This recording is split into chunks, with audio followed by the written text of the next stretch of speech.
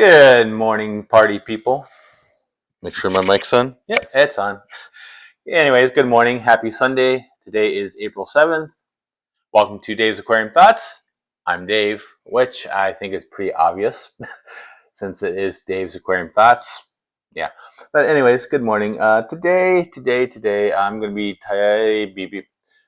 I'm going to try to talk today. But I'm also going to try to talk about the different types of fish keepers, maybe a few of their quirks and stuff like that. Of course, there's a lot of different fish keepers, so I'm probably not going to touch on every single little itsy bitsy personality type, but we'll see how it goes. But today I also do have a slight unboxing. This is something I want to test out first. It's going to be a new product, hopefully, for my store, which is aquariumthoughts.com, which is something to hope I could actually support this channel. Basically, with that, I could do more unboxings, do more reviews, and that kind of stuff, as well as do possible giveaways in the future again as well. I know back before when I was going live, I used to do a lot of giveaways. That was all out of my own money. Now I'm kind of hoping to get some support in order to actually do some more giveaways like that. So we'll see how that goes. But we'll go ahead and open this up shortly. As you can see, it is from, I don't know if you can see that, but it is from Aquarium Thoughts. Now that, of course, is not my address. That is just my print provider's address. So we have that. So anyways, let me go ahead and get this opened up. Something new I'm trying. I don't know how well it's going to look. I did want to test this out before I did actually offer it up for sale. Basically, I haven't even opened it up yet, so I have no clue on what this looks like. So you're all going to come along with the journey. But I will do a little bit of channel news first as well. Basically, one thing I'm going to start doing is I'm going to start adding some subtitles for other languages as well. I did on a couple videos so far, maybe one of my live streams, but we'll see how that goes. So far, I've added on those. I've added Spanish, Tagalog, and Indonesian. I don't know what language they speak there offhand. If someone knows, please leave a comment in the chat or in the comments if you're re-watching that. I know some of my viewers do come from those countries, so I figure might as well do some subtitles as well. I'm also testing out a new mic, so please keep that in mind. I don't know how well it sounds. I did a test on recording. It did sound fine. So, alrighty. So let me go ahead and get this opened up and see what this looks like. I really don't know how it's going to look. It's not printed in the traditional sense of how it normally is printed on this kind of stuff. So let's go and open this up and see what it looks like. So a little bonus unboxing here.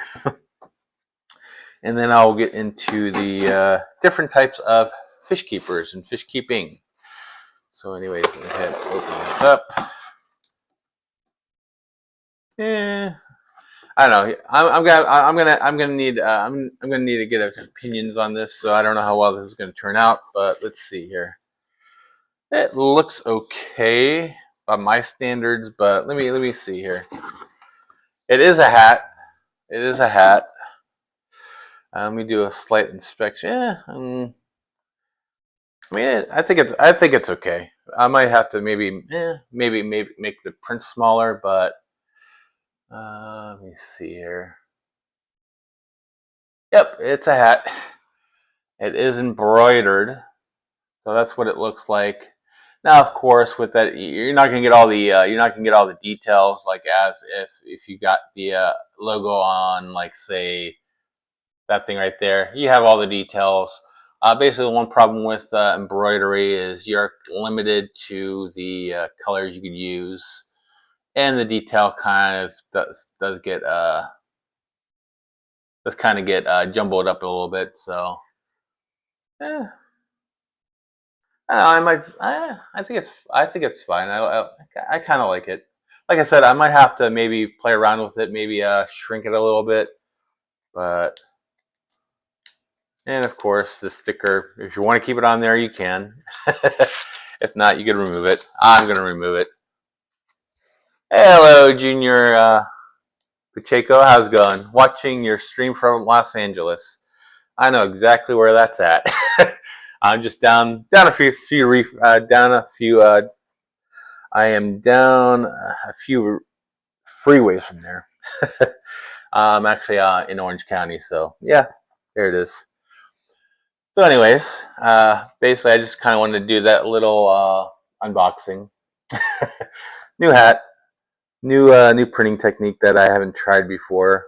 It's kind of hard to get really all the details and embroidery that you would see in, say, like a print like that. But anyways, I know last week we were talking about my website, and I guess some people were having issues. I did get that fixed. So no matter how you access aquariumthoughts.com, you get there. I'm still working with my provider, my website service provider, in terms of not having issues with sending out emails. It's going to the spam. But anyways, I have a lovely list of what I'm going to be talking about, which is the different types of fish keepers. So let's go ahead and start on that. Still early here, so I need to drink a little bit of coffee in the meantime too. But basically, of course, different types of fish keepers. Of course, when you say that, most people are going to be thinking of freshwater versus saltwater, which that's the general type out there. There's gonna be more than that. I will be talking about. I will expand a little bit more on that, but I do want to talk about fresh and saltwater first. Basically, it's the general one. Most everyone gonna knows what that's going to be dealing with. Freshwater, of course, you're dealing with the freshwater streams, freshwater lakes. A lot of those fish aren't as colorful as the saltwater type, which is one of the reasons why people do go in the saltwater, because you do have the more colorful fish. Although you do have to deal with the fact that you have to deal with saltwater. Makes your water changing a little bit more, I don't know, interesting, more complex. But it's going to be dependent on the actual fish keeper on how they take care of that, which is fine. Of course, there's many types of fish keepers, and a lot of them are going to be intertwined with each other. So just because you're freshwater doesn't mean you also don't do saltwater.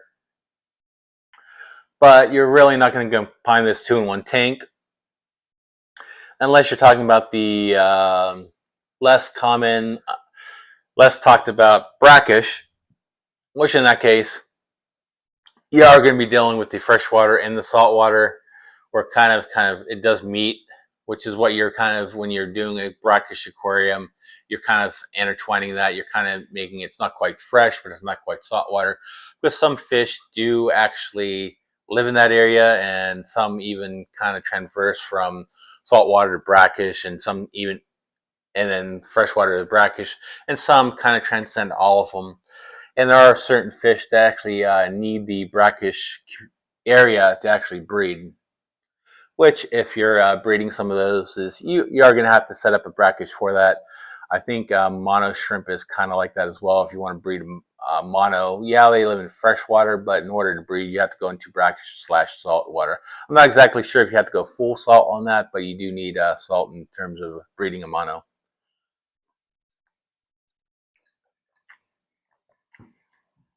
But one thing I've never got into the saltwater or the brackish, primarily because my focus is typically on the freshwater. So if you have questions about saltwater or brackish, I'm going to be completely lost. But that's where I would probably be searching Google, researching, and hopefully I get the best information out there. Now going further into the other types, I'm probably not going to be talking about the saltwater or the brackish much.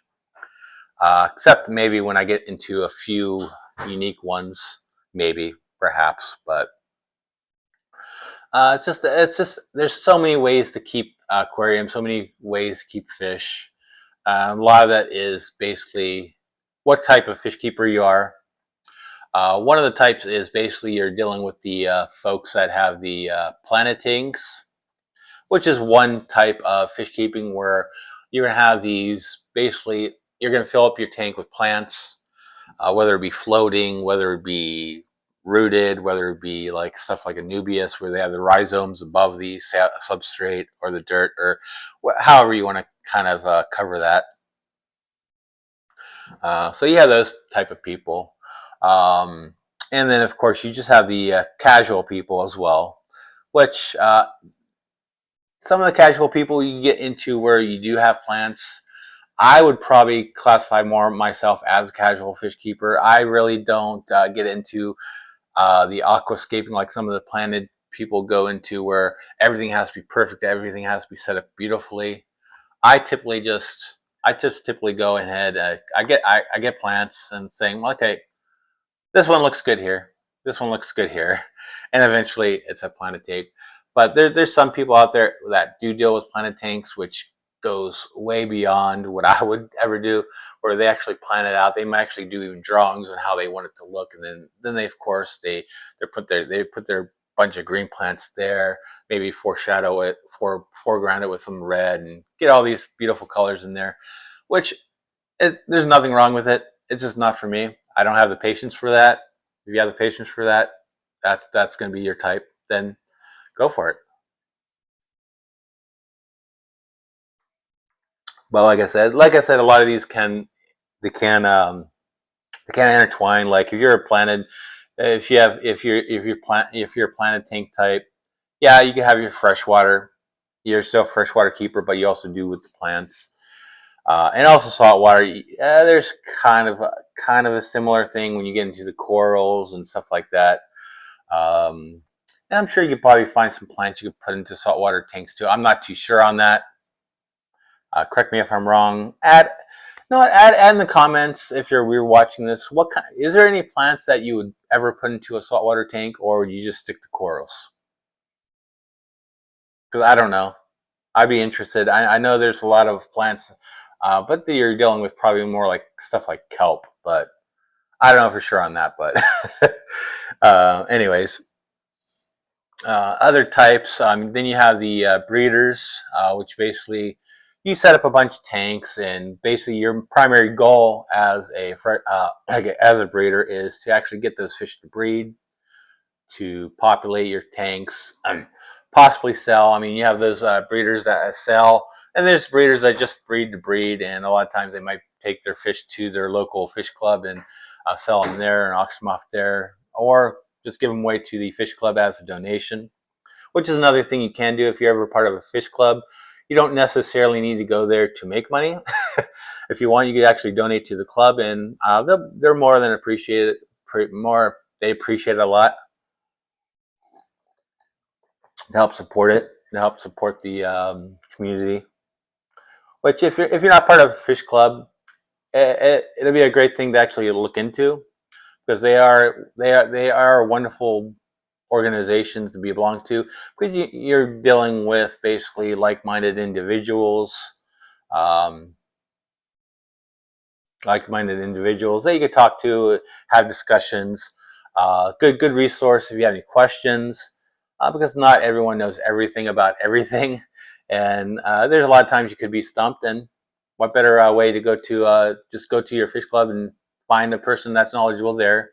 I know you go online, find questions there as well, which kind of brings me into the next category of types of fish keepers out there, which typically deals with the more tech-savvy ones, where basically they have all the tech in there. They have the smart lights, where like my Fluval Aqua Sky right here and my Fluval Nanos, they, believe it or not, are smart lights, where you can set them up with timers built in. You could set them up to adjust the colors at certain times, which is the one thing I do love about those lights, is they're not constantly the same color all day long. Which, like in the morning, you can have like more blues to simulate the sunrise, and at the end of the day, you can have more of the reds to simulate the sunsets if you wanted to. Not saying you have to. I'm just saying you could. Hello, Stilnya and Stilner. How's it going? How's it going out there in Australia? Out there. What time is it out there in Australia right now? Been a long time since I've seen that name. But then again, it's been a long time since I've been streaming. Finally getting the swing of things again. And then and continuing on with the tech savviness. Another thing I do with my tanks as well is I might get into more detail in a video on this, but I do have smart plugs attached into my filters, into anything else I have running in there. Primarily to, oh, you're in Jersey? Huh. I thought you were in Australia. Maybe okay, I'm probably thinking of someone else. My bad. Sorry. 11:18 a.m. in New Jersey. Yeah, my bad.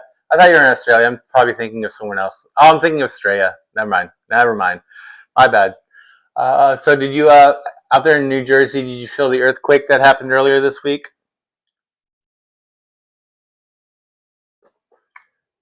It's been a while since I've actually felt one. I know I had an earthquake. I was actually in Lake Tahoe at the time, so I was away from my house. And there's one that happened. There's like 7.1 that happened in between where I was and between my house. And on the security video, I could still see see my water swing. So you probably had a lot of that in your tanks if you felt it. I don't know. That was a relatively small one, from my understanding. But over there on the East Coast, the one thing with the tectonics over there, you do feel it more and a longer range. So you probably did feel it. Out here in California, the way that the soil is, you could have a 3.8 and whatnot.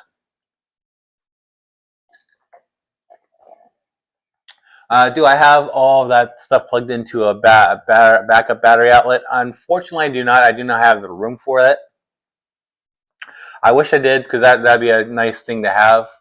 Though I probably have to look into that, see if that's even possible, because I know some things with the battery backups, you do have to kind of maybe have to be careful what you're plugging in. But yeah, I would assume it's possible. But I've never done that though. So yeah, felt it. It was sitting. It was sitting. Oh, you're sitting during it. Yeah, yeah. Earthquakes can be a little bit nerve-wracking. But it's pretty interesting. Not a lot of people think of having earthquakes over on the East Coast. They always think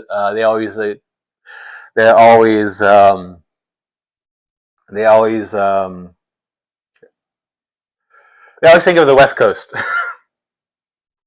But I know. History-wise, the East Coast have had quite a few larger ones. I think in either North Carolina or South Carolina in the history, I think they had like a 6.0, 6.8. Then you have the New Madrid fault over in Missouri. Back in I want to say 1811, 1812, they had a series of three 8.0s. So yeah, they could definitely happen anywhere. But yeah, one thing I've done in the past was on my Mabuna tank, I did have that strapped to the wall. Yeah, they have them for computers, but you could use them for aquariums as well. Yep. It's just a matter of just making sure that I don't see. My concern is the oscillations from the pumps that you run. That might cause issues. Because I might have researched that in the past. Let me see here. I might have researched in the past. I think that's one of the reasons why I didn't. But the other reason why I might have is I might have not used it, mainly because of being around water. Let me see. Let me look that up. Let me look that up right now. Battery backup. I know they do make air pumps with battery backups. Let's see here.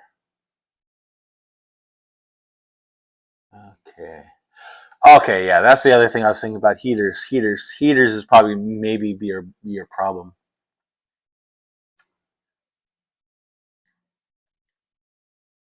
Yeah, I might. Yeah, that's the one thing you're probably gonna have to look into is the heaters. The heaters might be the issue. I might be thinking completely. That's one of the reasons. I don't know. I would have to definitely research it though. But it would always be nice to have some sort of battery backup for your aquarium. If not the heat you're probably fine if it's only for a few hours. One thing you do want to keep is your filters running, at least aeration. 2 to 4 hours of power, and they're not that big with 6-way. Yeah, that's the one thing I would have to look into. That's one thing I've never done, primarily due to space issues and the cost. But I would probably run something. Luckily for me, I haven't had issues with power outages a lot. Where I'm at, I've never really experienced them, luckily enough. But it can happen, which is always, I guess, good to be prepared. I guess that would be tech savvy. That's the other thing I do connect to smart plugs is also heaters.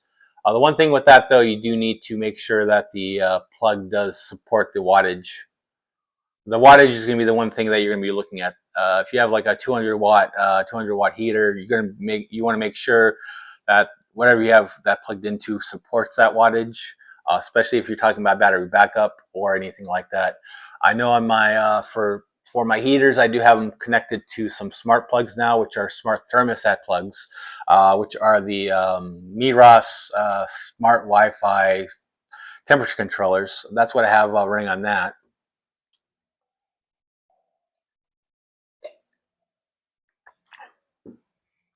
But oh no, that's fine. That's fine. I don't want you to respond if you're driving. You gotta keep your eye on the wheel, not what people are saying on the chat. But yeah, there's a lot of things I've done in the past with being tech savvy as well. The other thing I had set up when I was running a planet tank, when I had all the plants and I wanted to actually have it fertilized. I also used auto dosing pump, which I mean, not a lot of people might think that in terms of like being a smart tech, because basically it was a pretty simple timer on the plug. But I would actually consider those kind of things as basically making your aquarium smart by putting them on timers and stuff like that. Auto dosing, auto dosers. You also have auto top offs, which of course that tech savvy you could run that into the planet tanks, like auto dosing your plants, salt water, fresh water, anything smart. I'm always thinking of ways to make my tank smarter. One thing I do with that, everything's attached to the smart plugs. When I do water changes, I just automatically turn off the heater and the pump. When I'm feeding, I turn off the filters, and I don't have to go behind my aquarium and unplug things to do that. All I have to do is tell Google, tell whoever, whatever smart hub you're using. You tell them, okay, yeah, turn off those pumps, turn off those heaters. I'll probably do a video on that at some point as well, explaining it a little more advanced, not advanced, more in more detail. I think detail is the word for it. But yeah, I always like to find smart ways to do things rather than just kind of willy-nilly just pulling out plugs. Because the one thing I do find out when I do unplug things is I forget to plug them back in. And a lot of times when I do turn off the pumps for feeding, I have it set so it automatically turns back on after a certain amount of time. That way it goes on automatically. That way I don't have to turn it on manually. Then, of course, as far as another type of fish keeping is, you have those that are pretty much into the natural aesthetics, like a natural biotope. I think biotope is the word I'm looking for, where basically what you're doing is you're just creating these aquariums that are focused on a certain biotope. So if you can have like a South American biotope, or you can have like plants in there, rocks from there, twigs from there, and also fish that come from like South America, or you have a Mabuna tank, which is basically dealing with cichlids that come out of Lake Malawi, or shellies from Lake Tanganyika, which is all different types of biotopes, which basically you're just focusing on fish and plants from that particular biotope, which is another way to do fish keeping. Not saying it's the right way, not saying it's the wrong way. I'll get to the wrong ways later. If there's really not many wrong ways in terms of fish keeping, if you're doing it properly and making sure that the fish are healthy and thriving. And a lot of these are just personal preferences. Now, of course, you like I've always said, you can always have different types intertwining with the natural biotopes. You can have you have the amazing planet tank, which you're kind of getting into being a planet take fish keeper. You could attach your smart filters to that. You could attach your smart heaters and whatnot to it. It's just kind of just a combination. It's just a lot of with these things is you're probably going to be more focused on a lot of times just focus on a certain things in your fish room. Good morning, Finoski. How's it going? Finoski, are you going to be going to the fish swap at Coast today? I'll probably be leaving after I'm done with this live stream. I'll probably start heading over there. Just to see what's about. I don't know if I'm going to be buying anything, but I'm probably going to go there to check it out. But yeah, basically with the biotopes, a lot of fish keepers are going to be basically focusing on it, but they're probably going to also intertwine and maybe have other tanks here and there. But yeah, with the biotype ones, you're probably not as you're not going to be as casual in that kind of sense. But I would assume you could also probably do casually though, where then though you might start throwing things that really don't belong in the biotope. So a lot of these, yeah, you could intertwine, but some of them are really not that compatible. But not saying that you can't find a way to combine those two. And then of course you have the community tank, which I know a lot of people don't like community tanks because a lot of people look down on them per se if you're like into like a biotope. It's like, oh, like you're keeping that fish with that fish, which personally, nothing wrong with having a community tank as long as you're making sure that all the fish in there do behave with each other. You're gonna have you can have your like tetras, you can have your rasboras in there, and basically not really focused on anything. You're just focused on just keeping fish, keeping it as a community, and watching how they all interact, whether or not they come from the same biotope or not. Although I guess you can have a biotope, one that's a community, but dealing with all kinds of different things from that particular biotope. But you're probably not going to see it too often. Not in the sense that you would see in just a casual community tank, where they're just throwing in all the colors and watching it all there. But yeah, there's some really nice looking community tanks out there as well, so you can't really write those off. It's kind of fun when you actually see all of them acting together. You have your top levels, you have your mid levels, you have your bottom levels, which if done right, that's what you're kind of trying to maintain. You're trying to find balance where you're gonna have stuff at the top, you're gonna have stuff in the middle, and stuff at the bottom. If your tank could allow that. I know some might be shallow, some might be shallower than others. Where if you have a shallow one, you're basically just having a mid top and a bottom, if even that. Sorry, it's still early. I'm still kind of waking up. And then you're always gonna have the happy-go-lucky types, which happy-go-lucky is basically you're basically just throwing anything in the tank and hoping it sticks. You're not really researching it. This kind of probably it probably does kind of intertwine really closely with the community, which basically happy-go-lucky. You're basically just throwing anything in there. You're really not kind of doing a lot of the research, but you're kind of hoping for the best, which can be problematic to say the least.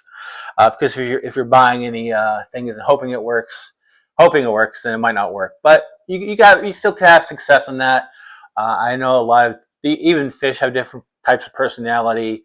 You could have that aggressive cargo tetra that just decides to go out of whack. But I'm typically a happy-go-lucky when it comes to plants. I just kind of look for plants that I kind of think, okay, that'll look nice, and I just throw it in there. I really don't do much research on plants. Hey, good morning, Fishkeeping Jamaica. How's it going? Not much, just kind of doing the good old Sunday morning live stream. Right before I go to my fish club meeting, which is having a, sorry.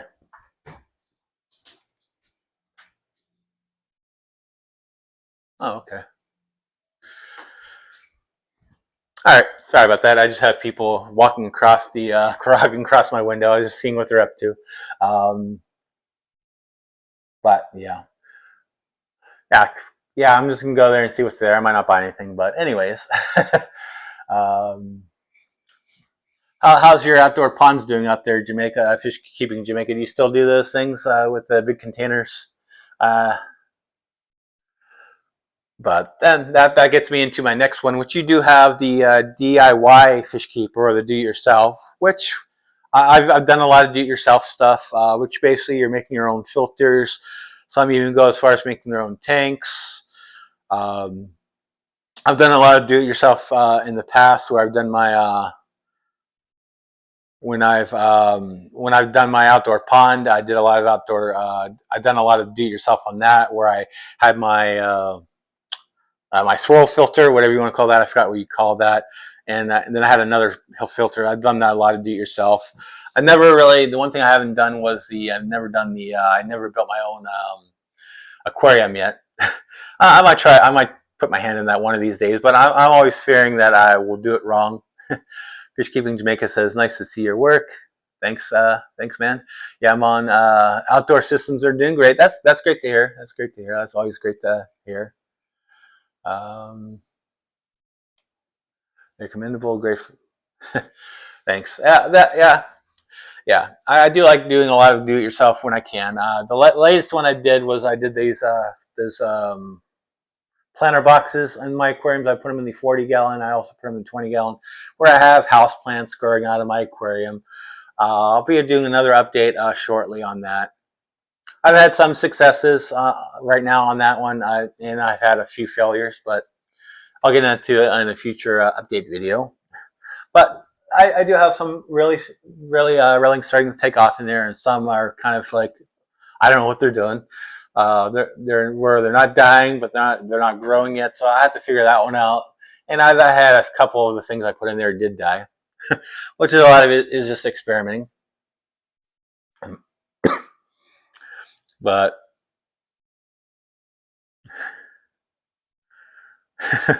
yeah.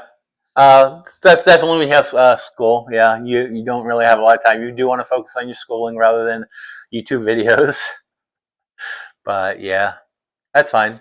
I appreciate the watch hours. That's one thing I'm trying to get right now. Is I'm trying to get my watch hours up.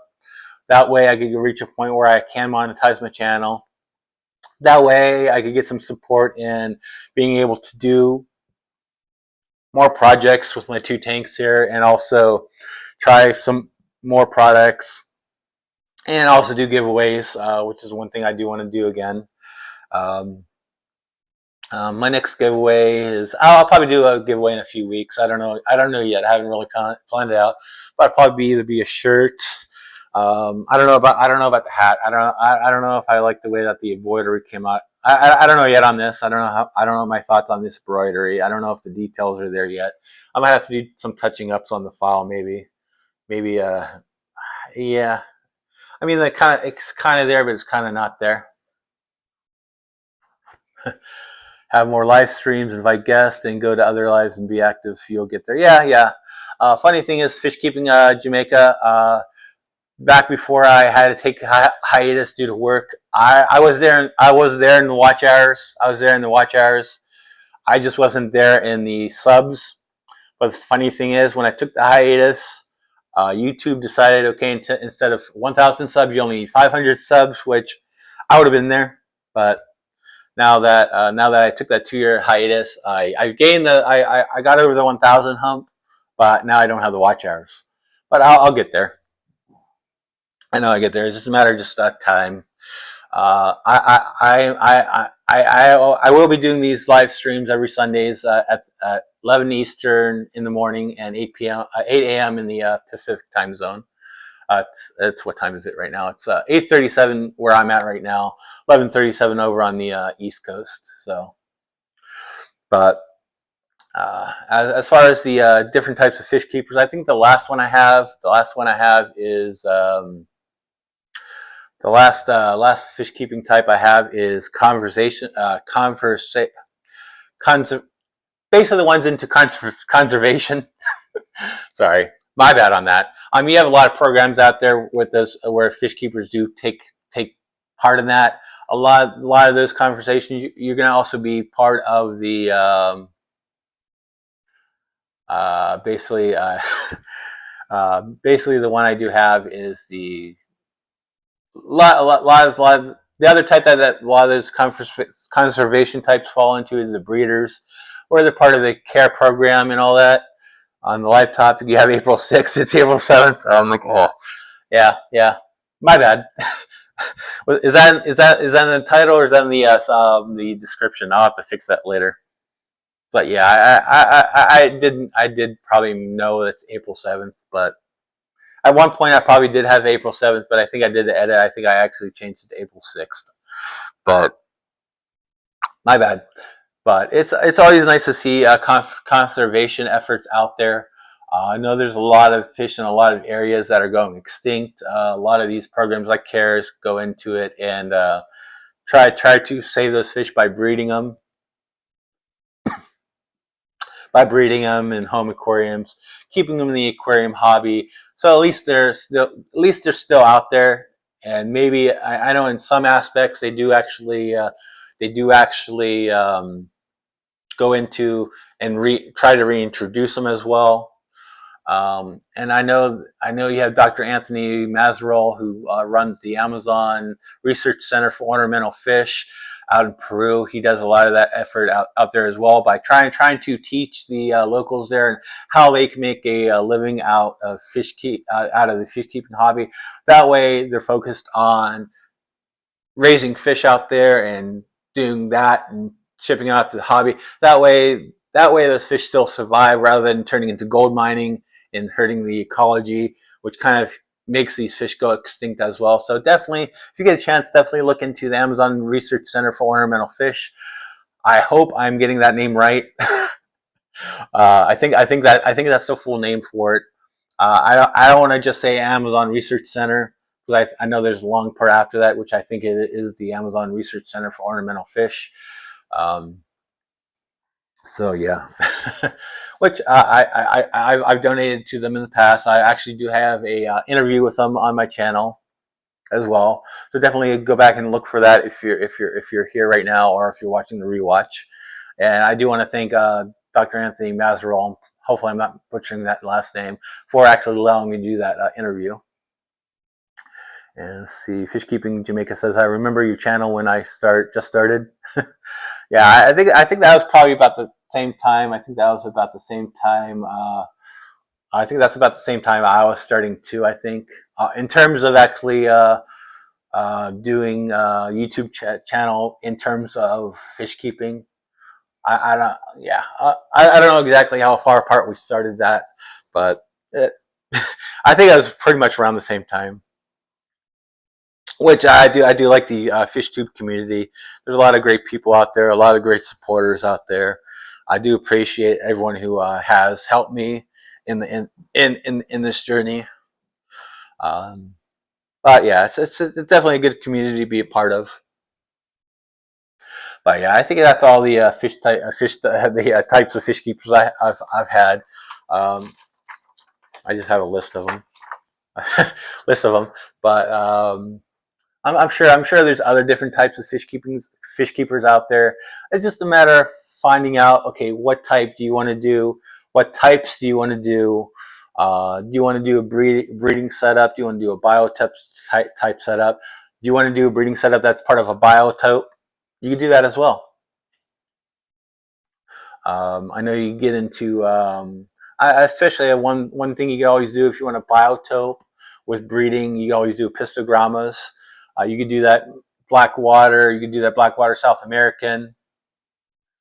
You could do that Blackwater water breeding tank with pistogrammas. That's always a nice. I do like the pistogrammas, which is one of the things I do have on my logo, which is a pistogramma.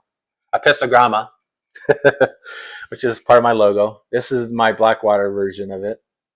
And if you look in the lower left hand, no.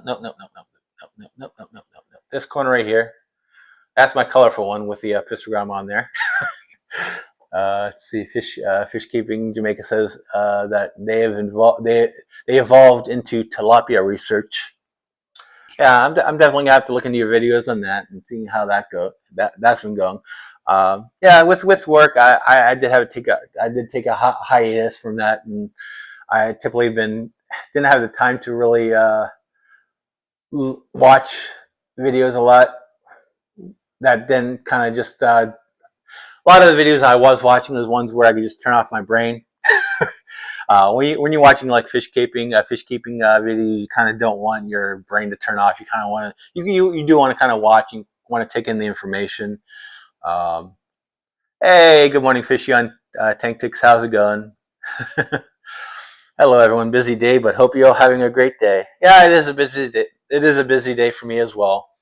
After this fish stream, I do have there's a fish club event, which is a fish. It's a swap meet kind of thing, which is going aqua swap kind of thing, which I will be going, seeing what they have, maybe doing some recording. So I definitely will be going there. Yeah. Yeah, watch other videos, get ideas, and be yourself. Do what you like. Exactly. That's exactly what you need to do. The one thing you gotta be careful on is you don't really want to go and step on a lot of people's toes by actually doing the same video. Of course, you could do a similar video and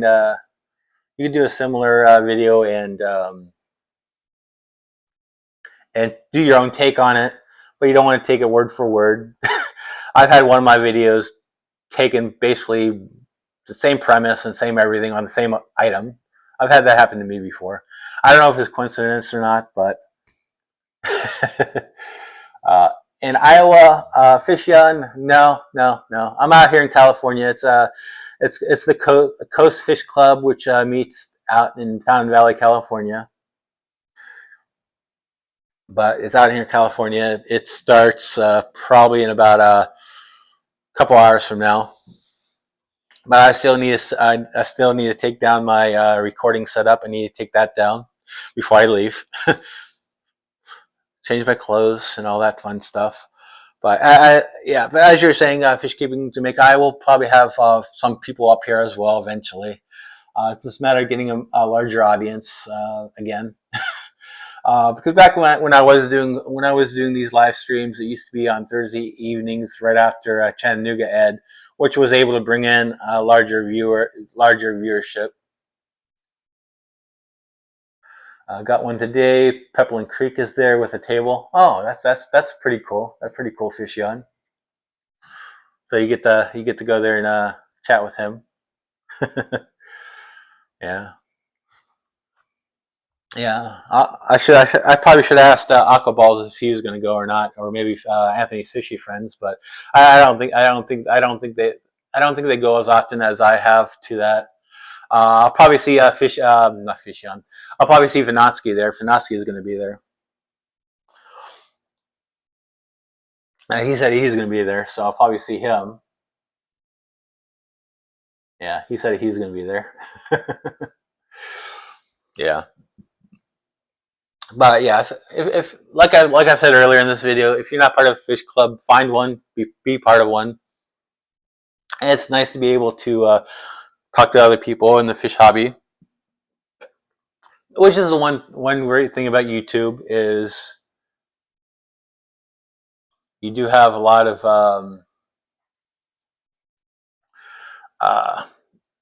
with YouTube, you could branch out and you get to meet a lot of people. You get to talk to a lot of people. See, Fishkeeping Jamaica says, look at your analytics, look at the time your viewers are mostly online, schedule a live stream for those times, and you get more live viewers. Yeah, I agree with that. Unfortunately, the other thing you have to also do is what time can you do these streams? Because you don't really want to. I can't really schedule a live stream when I can't do the live stream. That's my problem. My problem is I do work a lot, and I do work a lot in the mornings, And I know I used to do a lot of live streams on Thursday nights, but my problem with that is on Friday mornings I have to wake up early. And I kind of need my rest and relaxation. And a lot of times when I'm done from work, I'm tired and exhausted. I don't have the energy for it. The reason why I'm doing Sunday mornings now is it's always my day off. I always have Sunday mornings off. This 8 o'clock period, it was an empty slot according to the Fish Fam Link calendar, so I figured I'll start on there. So I don't want to go over someone else's live stream because A, I'll be competing with them, and B, they'll be competing with me, and I kind of want to make sure that I can get a larger group, because I think Fishing on Tactics was on, because I was watching the live stream before me. I can't think of the name off the hand, but which he was doing a water test, which I started watching that since I'm up this morning early, and it's a good live stream. But yeah, it's just early for me. But 8 o'clock is early for me, so I'm kind of still waking up. So, but basically, I'd probably watch his stream more if I didn't have to also set up for my live stream, and if I wasn't waking up late. But yeah, his live stream was always pretty interesting. But he used to live stream early in the mornings, 4 to 5 a.m. 5 years ago. Yeah, 4 to 5 a.m. That's definitely early. But yeah, I just do it this early because, like, A, Sunday is my day off, and B, it's early enough where I'm done streaming by the time I could spend time with my family. So I could still have family time on Sundays as well, and not just live stream or whatnot like that. Yeah, then you went to work. Yeah, that's what happened with me. I ended up taking a hiatus because of work. Because I was doing like 60-hour work weeks, which with the job I have, it was a pain in the butt because I work 60 hours a week, and by the time I got home, I'll be too tired to do anything, and I don't want to stay up late because then I have to wake up early the next day. Hopefully, okay. All right, there you go. I am testing out a new mic, so do have to make sure the levels are okay. How's the level on my mic? Is it? It's not too loud, is it? Please let me know. If it is too loud, please definitely let me know so I can lower it. Hopefully it's not as bad as my other one, because my other one, when I used to tap my shirt, it used to make clicking sounds. I don't know. Yeah, it doesn't. Yeah, I don't see any. I don't think it's making any noise when I tap my shirt. My other one was making noises when I tap my shirt. I don't know what it's doing right now. Now, if I hit the mic, it might be a different story. Yeah. Yeah, if I tap the mic, it's definitely going to make noise. No feedback, you're fine. Yeah, I shouldn't have feedback because I don't have a monitor running. Now, if I had a guess, I'll probably have my headset in. That way I could hear them. But I won't have it running on my speakers. If I ran it on my speakers, there will be feedback. Or an echo. So if I increase my chat thing here, you'll probably hear me. Now, if I had a guess, yeah. So there's a slight delay there too, but yeah. I'm running a new system than what I used to before. I used to do StreamYard, which for StreamYard, I don't know what technology they use, but I was able to actually listen to my thing as well, hear the other people, and never had that feedback issue. This, I haven't figured out a way to monitor my own speech, but then that'll probably just drive me nuts. But once I start getting live guests on here, I'm gonna have to work up on the system, because right now I'm using OBS software rather than the StreamYard. Because basically StreamYard, you're limited on how many hours you could stream unless you pay for it, and a lot of the features that they used to have for free are now behind a paywall. which a lot on this now. Yeah, just a simple guy. Yeah, I can be pretty simple too. It's just a matter of just I like setting things up. Um, I just found I could actually operate the stream a little bit better using OBS software rather than StreamYard. Let's see,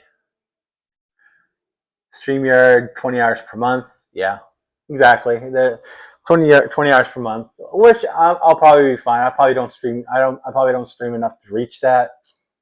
But then then you have that ugly duck logo on the corner right there. I like to keep mine uncluttered as much as possible. And one thing I do like is I could add a few features on this stream if I wanted to. I could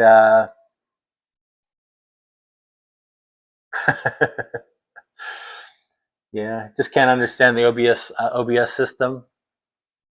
It's not that hard, but then again, with me, I'm pretty good. I'm pretty knowledgeable with computers. I like to experiment. I like to play around with things. So if you see me do things, I might fumble here and there, but that's how I learn. I could add a few things like the emoticons running across the screen. See, I could add little fishies on there. It's fun. It's fun software to play around with. But you do have to have some understanding of the software. I know there's tech savvy people that probably can't grasp it either. But I like to practice things as I practice things and stuff like that. I get to learn it. If I run into problems, I just Google it. But most of the times, I'm just kind of fidgeting with it and experimenting, and a lot of it is trial and error. Yeah, I can still put chats on the windows, and I don't notice when people talk up here, it shows up here on the stream as well, which hopefully for me doesn't become problematic. But I don't think my channel is large enough to run into that issue yet.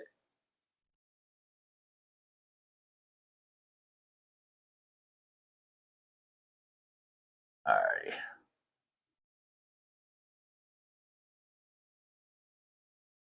Alright. But anyways, but I do like this OBS software. It does make things easy for me. It's just a matter, like I said, it's just a matter of just playing around with it. There's other things I'm trying to get to work. Which I haven't quite succeeded yet, but eventually I'll find a way to do it. I'm hoping, anyways. So in the future, I might have some test live streams coming up, which are just me testing out features to use in future live streams. I already have it set up where if I wanted to have a guest up, I can. I already have that up and running. It's just a matter of setting it up before the stream. I don't have it set up right now because I wasn't planning on having anyone up. But yeah, it's.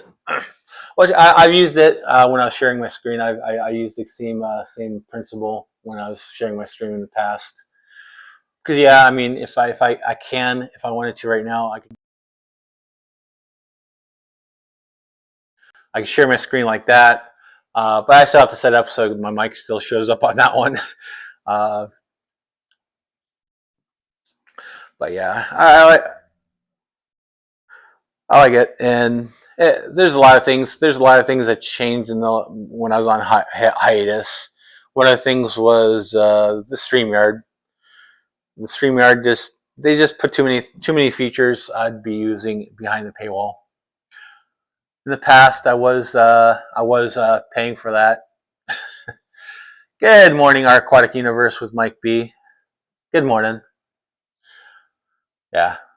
If you're just getting here right now, I'm kind of going off a tangent right now. I already talked about the different types of fish keepers. Now I'm just talking about my OBS software. If you guys have any questions you want to ask, any questions related to OBS software, Fishkeeping. Feel free to give it. Let's see. Here's an idea. Do a few tutorials on how to use OBS to improve your YouTube channel. Yeah, I could do that, but I kind of want to. The thing with that though is if I do that, I don't want to alienate people coming in here to watch fish stuff. Which I was kind of hesitant on releasing those rocket launch videos because, yeah, I want to share it, but it's not exactly fish related. But I did when I did put those up, I did not put it under pets, and I didn't put it under the subject of it, but I did release it to the fish community.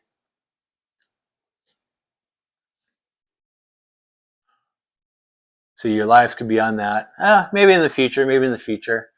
Maybe when I run out, maybe when I need a topic, maybe we'll go into the OBS software one of these days. That's a good idea. That's a great idea because I could still talk about fishing while doing that. That's an excellent idea there, Fishkeeping Jamaica. I might do that one of these Sundays. Yeah, that's an excellent idea there. That's an excellent idea. One thing I have to be careful on though is when I'm doing this, I can't really fully explain. Oh, I guess I could definitely make a video of recording my screen sharing of when I do it. Good morning, Aquarium Talk TV. How's it going? Our aquatic universe with Mike B says, yeah, I'm still with StreamYard, maybe looking to use another platform for my streams. Yeah, right now I am using, like I was explaining, I was using OBS software, which I have running actually on, I use Linux, so I'm running that on Linux. So it runs perfectly on Linux. It also runs on Mac, it runs on Windows. So no matter what kind of computer you're running, it does work. I know there are other platforms out there. I think there used to be one called Melon. I tried before, but I was having issues with it. But then they got bought by, I think, Streamlabs. That's another platform. When I decided to go live again, I looked into that. I looked into the StreamYard again, and then I just decided, no, I could just run the software on my laptop. My laptop is definitely it's definitely powerful enough for OBS. I think Streamlabs has. I could talk this morning. Streamlabs has their own software as well. But yeah, there's a lot of cool features when you are running your own software. You're not limited. You're not limited to what the website offers. You're not limited to what you have to pay for. You're just limited to the only limitations you do have is what skill level you have at it. It's just a matter of just doing that because I know basically there's a lot of things with this I can do. For example, if I need to step away from the camera, there's a scene I could do which basically says I'll be right back. So give me a second. I'll demonstrate that in 1 second because I'm going to get up and kind of take a little break, just a few seconds, but I will be back. Let me show you one little trick you could do, and this is not just turning off your camera, because I know you could do that on StreamYard as well. But give me a second, I'll be right back.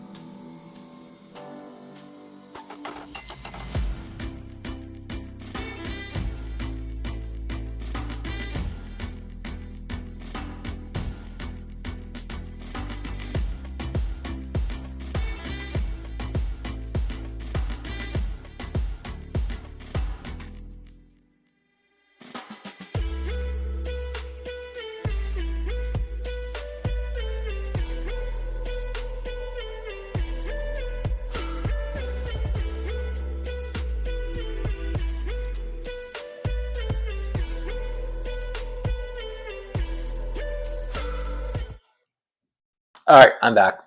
I'm back with a cookie this time.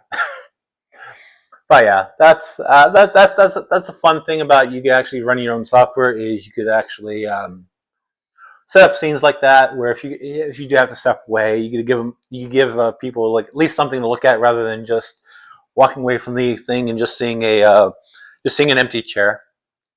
I mean, if you walk into a stream with an empty chair, no one talking, you're gonna think nothing's there, nothing's happening, and you might leave the stream. Which is one of the reasons why I set up that way. That way, I could actually step away if I have to for whatever reason. So if I have to go to the restroom, if I have to get a cookie or water or something, I could just put up the screen and go.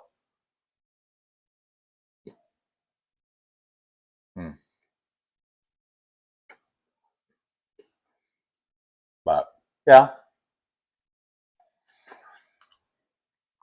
but like Fishkeeping Jamaica says, I might actually just do that. Maybe on one of these Sunday live streams, maybe I'll do a little tutorial on how to run OBS software. Now I'm not going to be able to go through the whole process without without recording a screen share first, because there's a few things like starting the stream. I can't really show starting the stream because when I'm streaming, I'm already on, and the only way to show that is not having a stream going. Well, sorry, I gotta check my notification here. Okay, no, nothing important.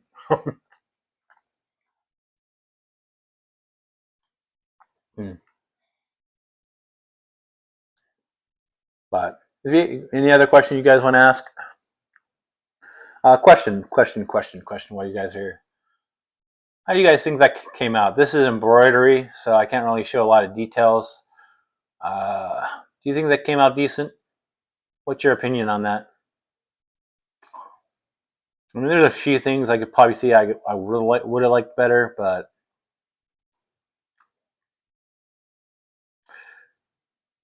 there's really not a lot of colors in there, primarily because I didn't want to go to too many colors because basically, yeah, it's embroidery. What you got in the tank behind me? Okay, two tanks there. 40-gallon breeder. That one has Congo tetras, longfin, cherry barbs, and pandagaras.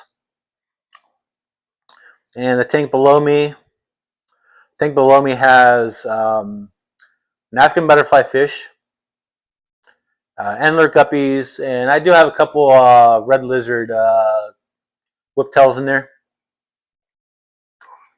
And since I have a laptop, I have a camera. Let me take a walk. Unplug a few things here. Make sure I don't unplug anything important. There we go. Don't want to unplug anything important. Give me 1 second here.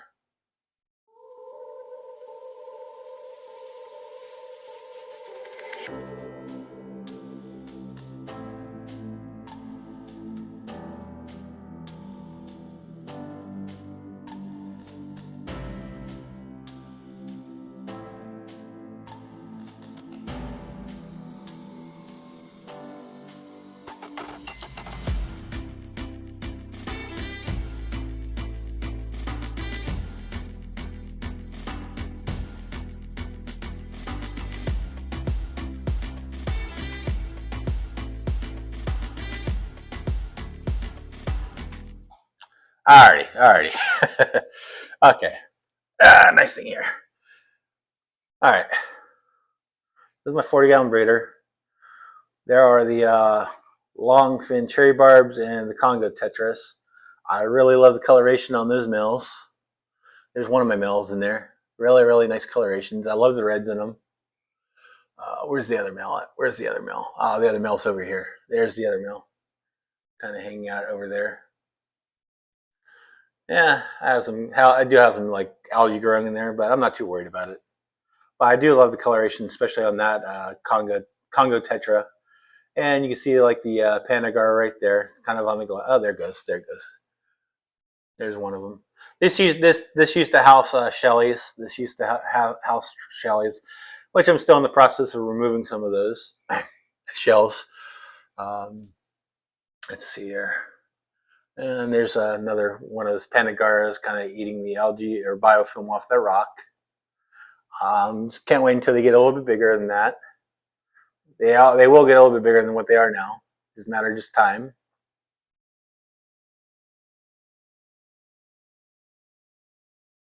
Let's see here. Yep. There's a few times in here where I had my hands stuck in my tank doing stuff, and these little Panagaras will actually sometimes go on the arm and eat the biofilm.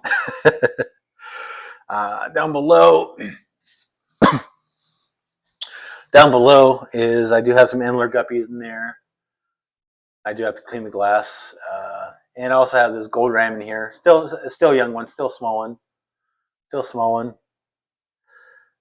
And I do have some fry in there as well. I don't know if there's one right there. And they actually they're living fine with the African butterfly fish in here. Let me see if I can find him. It is a him. Oh, there he is. I don't know if, there he is. Yep, there he is right there. He's kind of facing, he's not really facing in a way you could really see him. But right there's my African butterfly fish. Right there. You can kind of see the planter box in the background. But let me put something in here for the African butterfly fish, and you can actually see them in action. Let's see here. Alrighty. Yeah, he kind of sits there. He doesn't really bother the fish. Sometimes he'll move them out of the way by aggressively going towards them, but the fish typically run away. Like I said, I do have some antlers in here. They're still in there. I have a couple fry in here. They're still in there. Let me go ahead and drop this in there and see if he'll get it.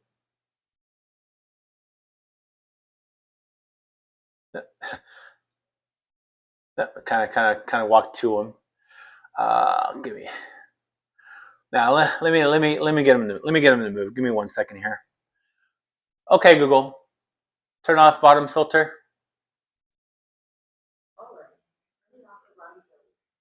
Okay, this basically right here kind of gives him into there he is. He's kind of moving now. He's kind of moving a little bit right now. It kind of gets him into a mood that is like feeding time. So he'll move. There he goes. There he goes.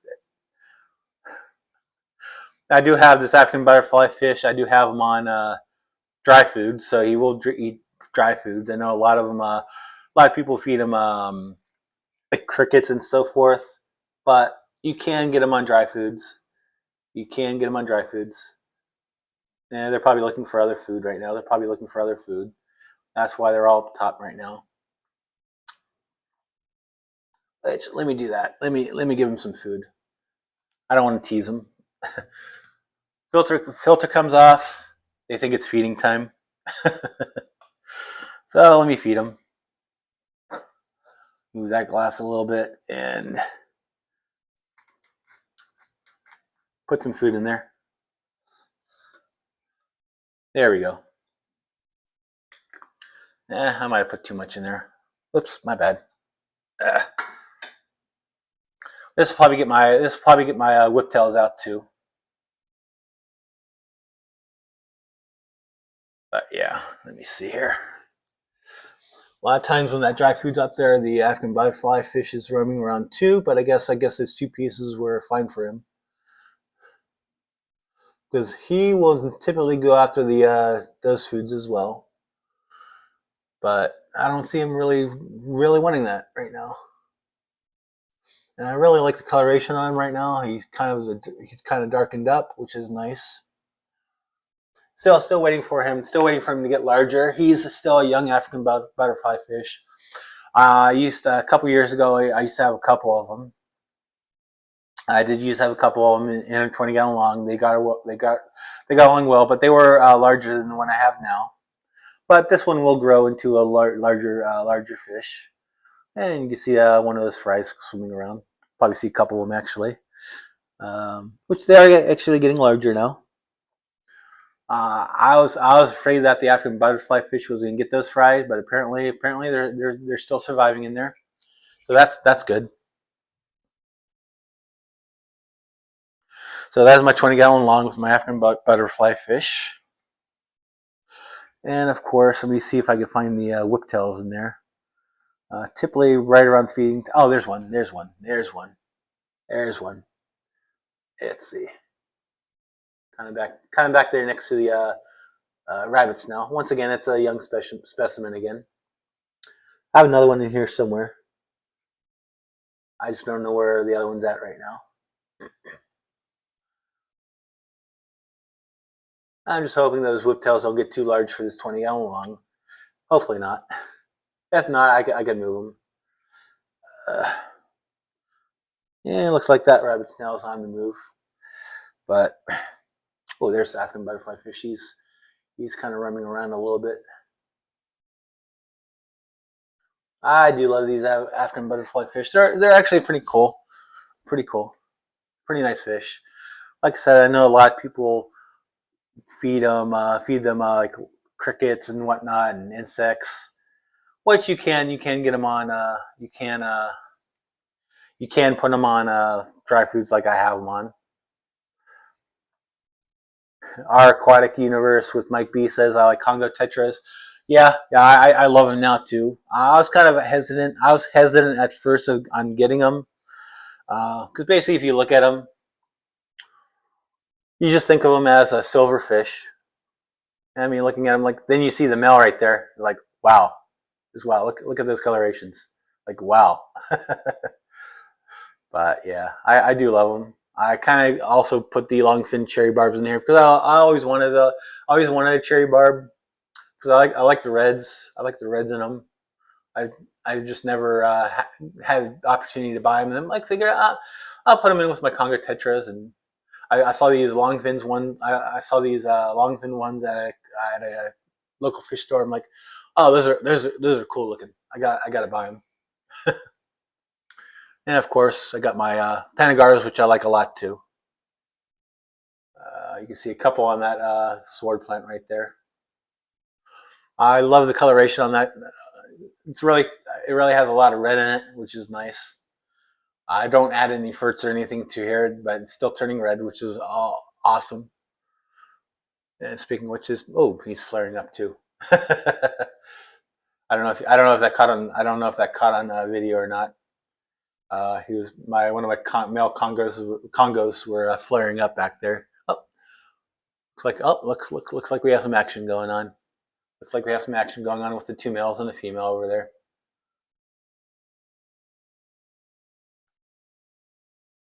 Yeah, one night I was watching the tank and the two males in there were actually sparring, which is interesting to watch. And of course, this is my skimmer I have here, and behind that's my heater.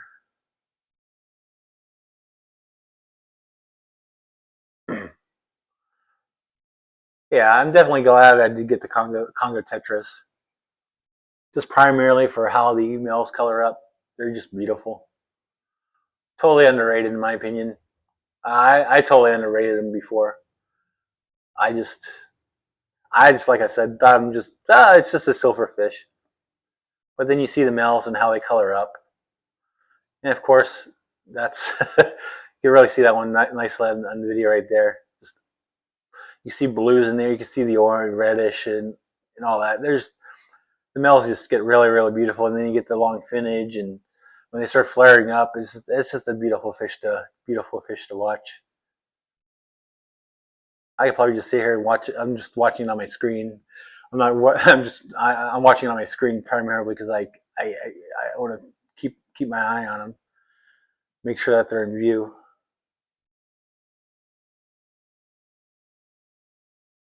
I really love the way that these males are coloring up.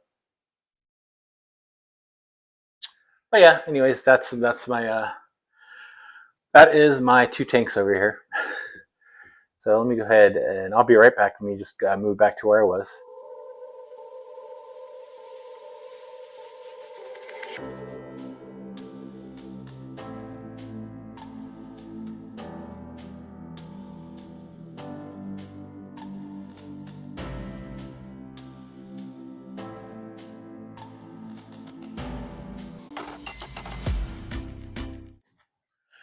Alrighty, I'm back. I'm gonna move my camera back a little bit. There we go. Let me move over. Yeah, so those are my 2 tanks. My 40-gallon brooder on top and my 20-gallon long on the bottom. Good morning, Dick Science. How's it going today? Good morning from Clayton, Idaho. Welcome back. Welcome back. Yeah, I just I don't know if you're here, but you just missed. I just shut off my 2 tanks. My Congo tetras today are colored up nicely, and yeah. So definitely, if you get a chance, definitely go back and rewatch it. I do love the colors on my 2 males on there. They're beautiful, beautiful fish, and they are still young. They're still young. When I first got them, they were just kind of tiny little fish. I couldn't even tell that they were male or female yet, but got 2 males. They're coloring up nicely. It's definitely beautiful when you start seeing them color up. They're definitely more colorful in the morning, in my opinion, from what I've noticed.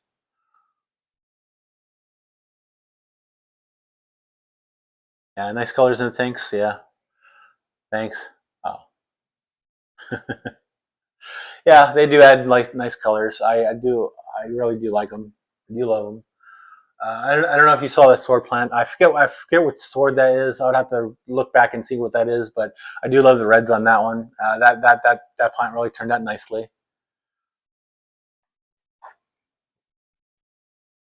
But anyways, I'll probably be ending my stream in about like 10 minutes. Primarily because I do need to get ready for going out. I'm going to my local fish club today. They are having an aqua swap, so I'll probably be doing some video on that today. And they're doing some work back there behind my house. I don't know what they're doing, but I hear them working with equipment. So hopefully it's not being picked up on my microphone. I don't think it is, but so.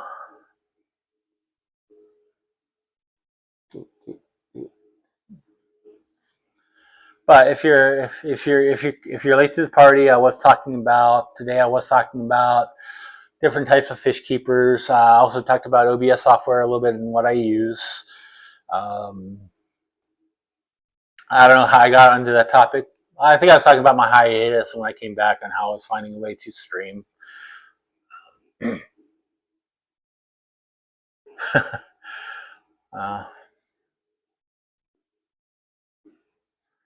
Our aquatic universe Mike B says, "Yeah, I wish I had a local fish club."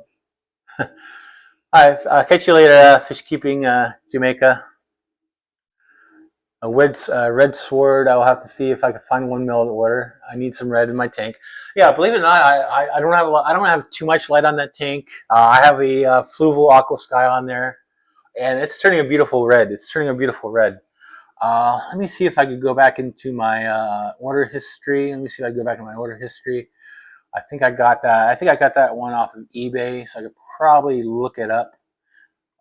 Sword. I don't think it's gonna go back that far. Darn it. I really wish I remember the name of that one.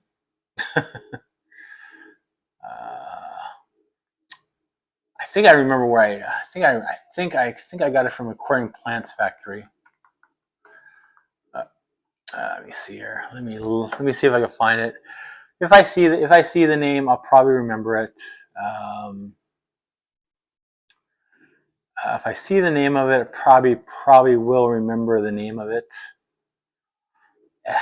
I know red. I think red is red. I think red is in the name. Let me see. Let me see if they have it on their eBay store. Sword.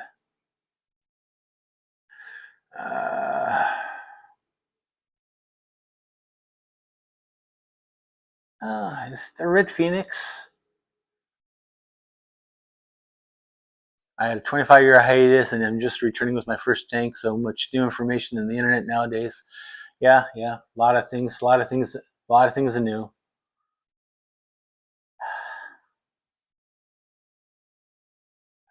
What? Is it that? No, it's not that. It's not the. There's the Enchinodorus red phoenix. Kind of looks like it, but I don't think it's that one. Purple flame, maybe. Oh, red. Oh, okay. I think it's the red Reuben. Okay, I think it's the red Reuben. I think that's what it is. I think it's the red Reuben. I think that's the one that I have in there. Let me see here. Yeah, I think that's the one I have. Let me share this. Let me share this link in the chat. But I think it's this one. And this is actually from the Aquarium Plant Factory. This is their eBay store. I think this is the one I have. I think that's it. And it's coloring up nicely. It's either that one, or it might be the Ocelot. No, is it the Ocelot red? I don't think it's Ocelot red. I think the Ocelot red. I think the Ocelot red has more fringes on it, but it's either that or the Ocelot red, which is I think it's one of these two.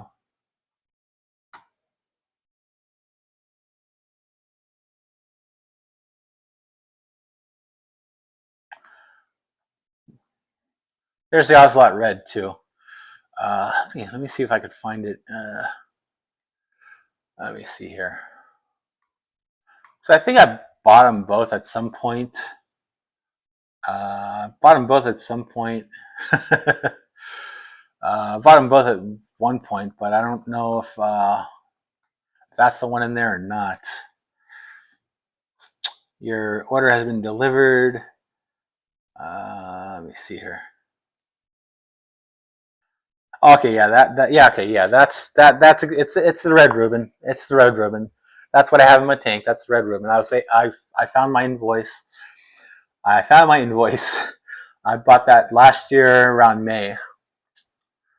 Yeah, I used to have that in my Mabuna tank. I used to have that in my Mabuna tank. It was beautiful too. It was turning that red color. The Mabunas didn't bother it. When I got rid of my Mabuna tank, I moved it over to my 40-gallon breeder right here. So, yeah, that's what I have. Let me see if I can move. Yeah, I think I have enough. I think I have enough reach. I don't know. I can't see what I'm showing off. Let me change windows here. Yeah, that is the red Reuben. That definitely is the red Reuben.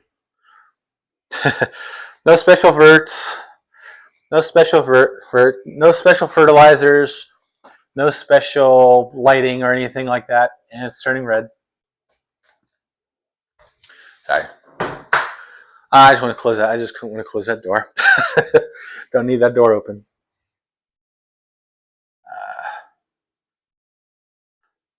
Yeah, so if you're looking for the plant, it's the red Reuben. And those links right there are also for Aquarium Plants Factory, which I've bought from, and I haven't had any issues from them. My plant is overplanted, and I think I have it cycled. It is a 20. Cool. Yeah, that'd probably be a perfect plant for a 20-gallon. That'll probably fit nicely in there. I have it in my 40-gallon breeder. It's definitely growing. Trying to size it up right there. Yeah, it'll probably be a good plant in there. What is the tall, large plant leaf in the middle of the tank? That right there is the one in the center. That is Nubius. That is the Nubius I got from my local fish club during one of their auctions. It's just a huge one. Once again, I used to have that in my Mabuna tank until I moved it over to the 40-gallon breeder back there. So that big leaves plant, that is a Anubias. I do not know the name of that Anubias, but it's a Anubias.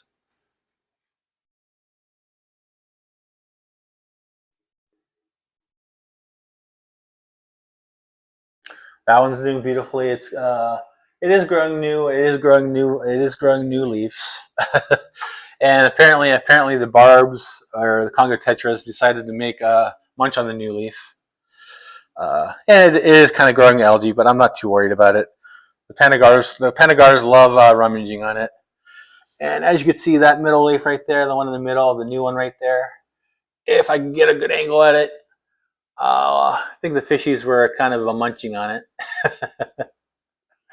It's probably if I had to take a guess, it's probably the Congo tetras or the red cherry barbs on there. I'm just glad they don't nip in my arm anymore when I'm in there. Those barbs love to nip me. I think the worst nippers I've had have been the rosy barbs. I used to have an outside tank when at my old place. I used to have a 60-gallon out there, and I had I think they were the rosy barbs. Stick my hand in there, all of a sudden the fish were just attacking it. Let's see here. And then as you also see in there, I have lovely algae in there, and I have some smaller Anubias in there as well. I'm trying to figure out what else I have in here. I have some Sagittaria paulalis, Pusilius, or something like that. So I have a Sagittaria in there as well. I wish I put those in the bottom tank because I don't think they do well in the sand in this one. But they're still in there. They're still living. They're still alive. I'm looking at them right now. I'm kind of away from the camera looking at them though. But yeah, I have some Anubias. Yeah, that's pretty much all I have plant-wise in there. Let's see. Anubias coffee has a very large leaf similar to that. It could be coffee. I don't know. I don't know the exact name on that Anubias. Like I said, I did get that off the auction at my fish club during one of my fish club meetings. Probably over a year ago. So it's been a while since I actually put that in any of my tanks. I did used to have that in my larger Mabuna tank before I took it down. That's why it's in that tank now, because I decided, no, that's too good of a Anubias to give away or whatnot. Working on what will be in my main tank. It is a 55. What do you plan on putting on your 55? Fish-wise.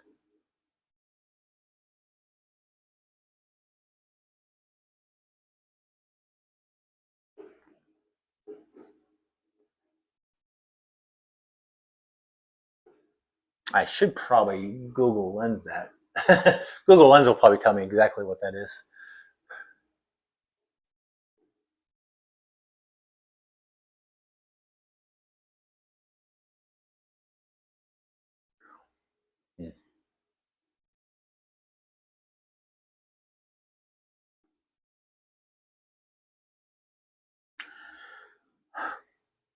Oh. All right. Actually, no. It is 9:30 right now. Well, 9:32 anyways. I said I was going to leave about this time. But I do need to get ready. I do need to get ready so I could leave. It's like a half an hour drive, and I need to still stop by the ATM, and I want to get there early. That way, I could get the grabby bag. Angels will be the main fish. Angels are beautiful. Angels are a pretty neat fish. Oh, I can't. Hopefully it worked out for you. I'm sure it will. It's just a matter. Just can't wait to maybe see some pictures of it one of these days. But anyways, I'm gonna head out now because I do need to get ready. I still need to get dressed, prepared, and like I said, I still need to stop by an ATM. Still haven't decided on what else. Yeah, just matter what's going to get along with those angel fish. Hopefully not too aggressive with the other fish. But anyways, everyone have a great day. Definitely, if you get time, check out aquariumthoughts.com. I do have the links. Fixed. So no matter how you get to aquariumthoughts.com, you should be able to get there. As I was talking about last week, I did lower. I lowered the price on some of the stuff. Some other stuff, I decided, no, I'm going to throw sales on them to lower the price. So definitely check that out. I will probably be doing a giveaway in the next few weeks too. So stay tuned for that. If you like the video, make sure you do hit that like button. If you haven't subscribed yet, hit that little button that says subscribe. Hit that. Anyways, have a great day. See you next week. I don't know what the topic is for next week yet. I haven't decided. So I'll probably have a video out on this weekend, probably Friday or Saturday. I haven't decided yet on that either. Anyways, everyone take care and have a great day and stay fishy.